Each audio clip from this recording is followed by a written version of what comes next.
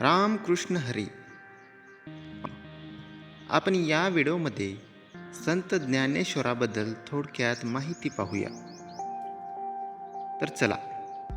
संत ज्ञानेश्वरांचा जन्म शके 1197 म्हणजे इसवी सनानुसार 1275 मध्ये झाला. त्यांच्या वडिलांचे नाव विठ्ठलपंत व आईचे नाव रुक्मिणाबाई असे होते. विठ्ठलपंतांचे मूळ घराणे पैठणजवळील आपेगावचे, पण पुढे ते आळंदी येथे स्थायिक झाले. ज्ञानेश्वर जन्मले ते सनातनी समाजाचा शाप घेऊनच. संन्याशाचा मुलगा हा शिक्का त्यांच्या कपाळावर समाजाने मारला होता. त्याचे वडील विठ्ठलपंत कुलकर्णी यांनी काही काळ संन्यास घेतला आणि नंतर गुरूच्या आज्ञेवरून परत ते संसारात आले. त्यानंतर त्यांना निवृत्तीनाथ, ज्ञानदेव, सोपानदेव, मुक्ताबाई अशी 4 अपत्ये झाली. कर्मठ व नतदृष्ट समाजाला ते पाहवले नाही. त्याने या कुटुंबाला बहिष्कृत करून कुटुंबाचे स्वास्थ्य हिरावून घेतले. आपल्या मुलांच्या सौख्यासाठी आईवडिलांनी जलसमाधी घेतली, तरी पण निष्ठुर समाजाने त्या 4 अनाथ लेकरांनाही छळले. ज्ञानेश्वरांनी शके 1212 म्हणजेच इसवी सनानुसार 1290 मध्ये ज्ञानेश्वरी ही भगवद्गीतेवरील टीका लिहिली. ज्ञानेश्वरांनी भगवद्गीतेतील 18 अध्याय व त्यातील 700 श्लोक यावर क्रम कायम ठेवून 9000 ओव्यांची टीका लिहिली.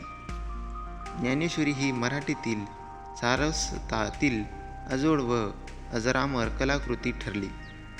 ज्ञानेश्वरीतील 18व्या अध्यायातील पसायदान हे काव्य विश्वप्रार्थना म्हणून मान्यता पावले आहे. ज्ञानेश्वरांनी ज्ञानेश्वरीखेरीज अमृतानुभव, चांगदेव पासष्टी, अभंगाची गाथा अशी ग्रंथरचनाही केली. महाराष्ट्रातील वारकरी संप्रदायाची प्रतिष्ठापना ज्ञानेश्वरांनी केली. त्यांनी समाजातल्या सर्व लोकांना भागवत पंथाची झेंड्याखाली एकत्र आणले. ज्ञानेश्वरांच्या काळात नामा, शिंपी, नरहरी, सोनार, सावतामाळी, कानोपात्रा असे कित्येक भागवत भक्त अभंगरचना करीत होते. हे वारकरी कोणालाही श्रेष्ठ कनिष्ठ मानत नव्हते. ज्ञानदेवांनी लोकांना भक्तीचा सोपा मार्ग दाखविला. परमेश्वराला तुमच्याकडून काही नको. देवभक्त भावाचा भुकेला असतो. तुम्ही मनापासून भक्ती करा.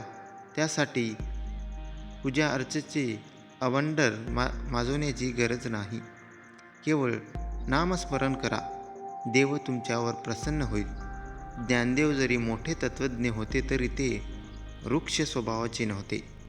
उलट त्यांच्या वागणुकीत सर्वांना आईचे वात्सल्य दिसायचे.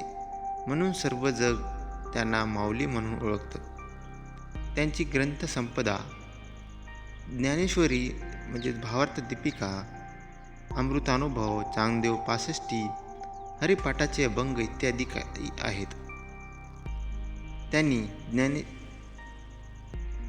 निवृत्तीनाथांची परवानगी घेऊन वयाच्या अवघ्या 21व्या वर्षी शके 1218 म्हणजे इसवी सन 1296 मध्ये आळंदी येथे संजीवन जिवंत समाधी घेतली. तर मित्रांनो, ही छोटीशी माहिती तुम्हाला पसंत आली असेल तर व्हिडिओला लाईक व चॅनलला सबस्क्राईब करा.